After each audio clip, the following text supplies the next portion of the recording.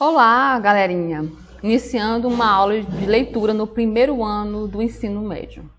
E vocês, meus caros, que são fãs da Rainha da Sofrência, da Marília Mendonça, se vocês quiserem iniciar essa aula ouvindo a música dela, não tem problema não, porque a nossa aula de hoje é sobre sofrência. Seguinte, a essa altura, quando essa aula for para o YouTube, a gente já terminou, né, o livro Iracema na semana passada. A essa altura eu já terei passado para vocês o trabalho da Iracema e nós não podemos perder tempo e a gente já vai começar os estudos da nossa segunda obra, indicada pela Copelg, que é Madame Bovary, do Gustave Flaubert. Flaubert porque ele é francês, então a gente é chique. A gente estuda esses livros que são considerados clássicos universais, porque justamente eles são atemporais, eles carregam uma mensagem e se transformaram em clássicos que são lidos até os dias de hoje. Madame Bovary é um desses. A gente sai da premissa de estudar literatura brasileira e vamos agora estudar literatura universal. Essa obra é uma das obras mais importantes da literatura universal e vocês vão saber por que hoje. Lembrando que essa aula é só uma aulinha de introdução desta obra. Eu vou dar essa aula para vocês de introdução, vou falar das questões mais importantes, vou fazer uma breve análise dessa obra. E depois vocês vão ter um tempinho, que eu ainda não estipulei, mas vocês vão ter um tempinho para ler, né, esta obra, para se contemplar, para se deliciar com essa obra. E depois a mesma coisa, eu vou aparecer em algum momento de vossas vidas, vou apresentar o trabalho e vocês vão mandar para mim o que vai compor a nota de vocês, ok? Então, gente, o ano de publicação desse livro é 1856, lá na França. E o autor, como eu falei para vocês, é o Gustave Flaubert. A gente fala Flaubert, tá? A gente não pronuncia as últimas sílabas. E o gênero é um romance folhetinesco. Eu não sei se vocês se lembram, mas eu cheguei a falar para vocês o que são romances de folhetins nas nossas aulas presenciais, quando a gente ainda não estava no meio do apocalipse e estávamos tendo aulas normais. O que é um romance de folhetim? Naquela época, uma das vertentes mais fortes era o jornalismo, né? E por ser o jornalismo essa vertente muito forte, alguns autores começavam a publicar, começavam a surgir no hall da literatura, publicando fragmentos de romances nos jornais. Ou seja, nos jornais tinha aquela partezinha lá, separada, voltada para o entretenimento, e geralmente eram crônicas ou eram capítulos de livro, que geralmente funcionavam como termômetro. Se as pessoas gostassem, elas iam lá e compravam o jornal, mais por aquela parte, né, do jornal, a parte que tinha um fragmento literário. E aí o autor ia escrevendo semanalmente ou mensalmente, mandando para esses jornais. Então, quando a gente fala de romance de folhetim, são esses romances que surgem primeiro nos folhetins, nos jornais, e depois eles são condensados e se transformam em romance. Uma coisa interessante desse livro também é que esse livro foi considerado um livro bombástico. Inclusive o Flaubert, que é o autor desse livro, o dono da revista que publicava esse livro, foram processados na época de lançamento desse livro, porque esse livro feria a moral e os bons costumes, né? E vocês vão saber por quê já já. O contexto histórico desse livro é qual? A França vivia o seu momento pós-revoluções, né?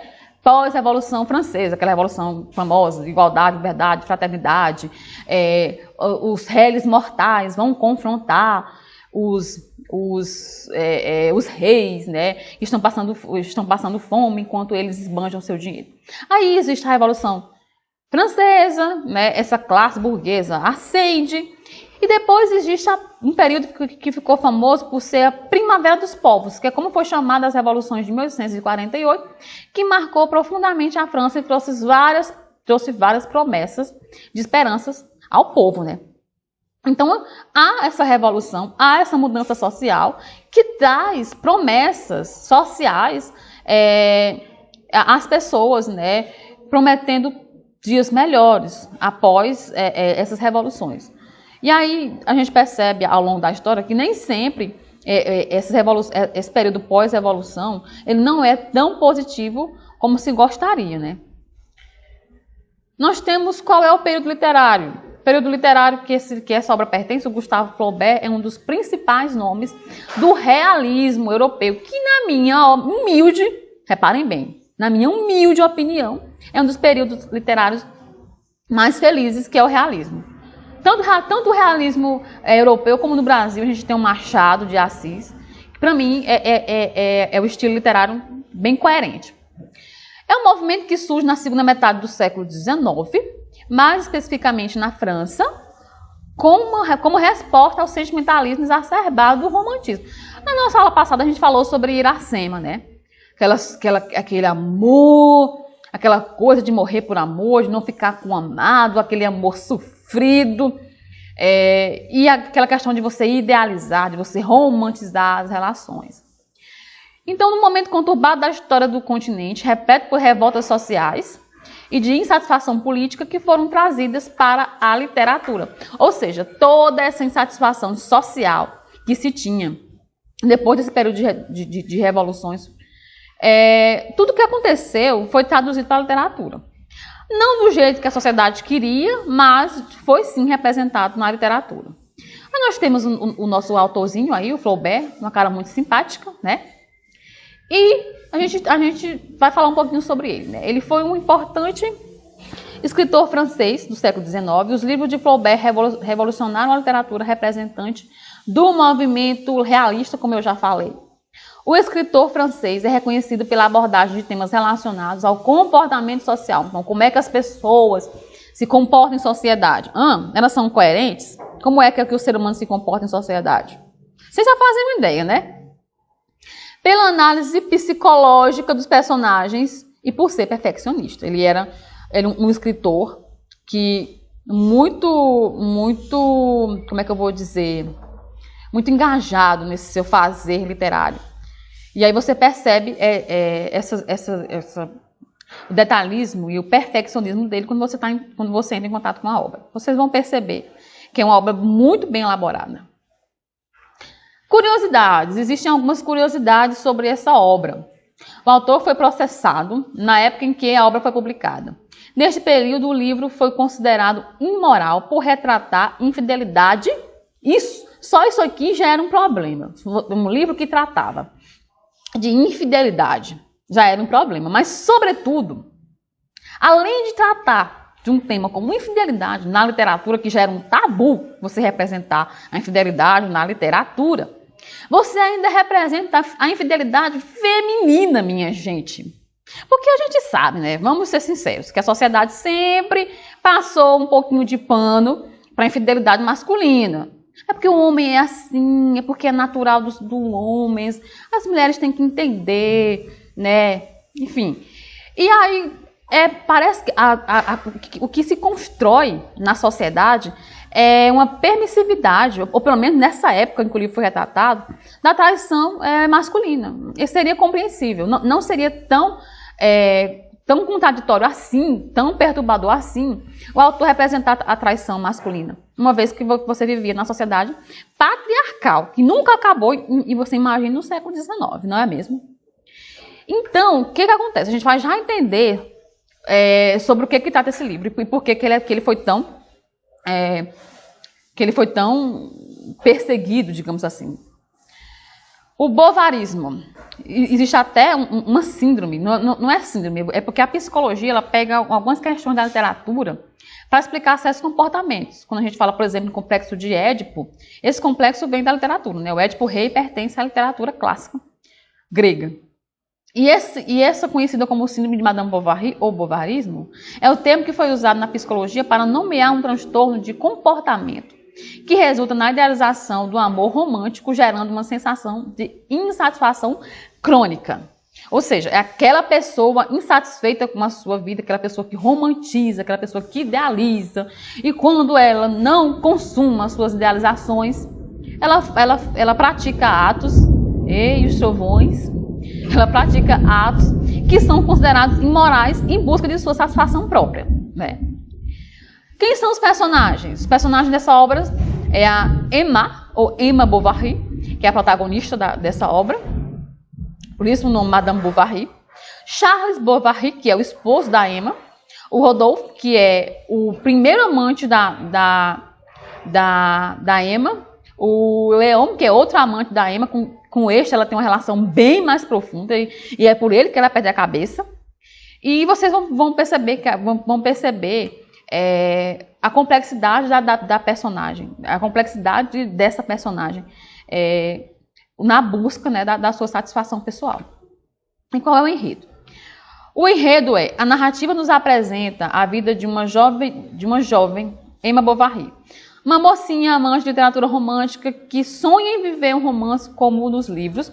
Por conta disso, Emma romantiza e idealiza as relações humanas. Agora, eu me dirijo especialmente às meninas dessa turma.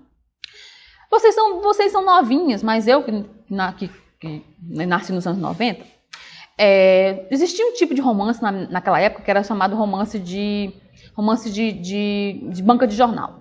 Eram livros curtos, pequenos, que tinham um título de algum protagonista. Era Júlia, Maria, Bianca, Joana, só não vi Thaís. O que se fala nesses romances? São mocinhas, pobrezinhas, frágeisinhas, que um dia estão aqui, andando pela rua e encontram de repente o príncipe. Aquele homem lindo, perfeito, maravilhoso, romântico, cuidadoso. E aí existe ele, aquele homem maravilhoso, e ela, pobre, tão lascada, tão sofrida, que só quer ficar com esse homem que é um absurdo de gostoso. É um homem maravilhoso. E aí existe essa mocinha que quer ficar com esse protagonista, com esse homem que é um tudo de bom.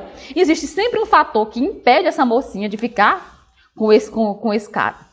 Então, a Emma, ela consumia muitos romances desses. Esse romance Água com Açúcar, em que as relações eram perfeitas, em que a mulher ficava satisfeita em todos os sentidos, no sentido financeiro, no sentido sentimental. E no livro é tudo muito lindo. Só que a Emma não parou para observar que isso é ficção, minha gente. Existe uma barreira muito grande entre a realidade e a ficção. Quando você está consumindo um romance, você tem que saber que aquilo ali é um romance ficcional. Você não pode romantizar e querer que uma pessoa da realidade siga tais padrões. Mas a Emma não tinha essa noção. Então o que acontece? Chega um momento da obra que a Emma se casa com Charles na esperança de viver naqueles romances que ela lia. Com o tempo, o que acontece com o casamento? Vai chegando a rotina, vai chegando as contas, vão chegando os estresses, e aí o casamento dela começa a cair na rotina e ela vai se sentindo frustrada. Mas é muito frustrada. E aí nem a maternidade consegue suprir o vazio existencial da Emma. E por conta disso, na esperança de sentir-se amada da maneira que deseja, acaba se envolvendo com outros homens em tórridos casos extraconjugais. Então, minha gente, reparem, para uma mulher ter um caso extraconjugal naquele período, ela ia ser, no mínimo, linchada, né? E aí a Emma, ela busca esses casos extraconjugais porque ela acha que, ao se relacionar com outros homens, ela vai conseguir ficar feliz, ela vai conseguir satisfazer. Mas ela acaba romantizando demais essas relações, e esses amantes não levam ela muito a sério. E ela vai tentando chamar a atenção deles, ela vai tentando despertar o melhor deles, e esquecendo da filha e do esposo, né? Então, essas aqui são as referências que eu utilizei. Basicamente, esse livro vai tratar de uma mulher, né? De uma personagem feminina que idealiza as relações, que sofre por conta de não viver o amor como queria, e que acaba buscando no adultério uma maneira de se sentir melhor. Eu não vou falar para vocês aqui como termina a obra, porque a ideia é que vocês leiam essa obra. Eu vou dar um tempinho para vocês lerem ela, mas o que acontece com ela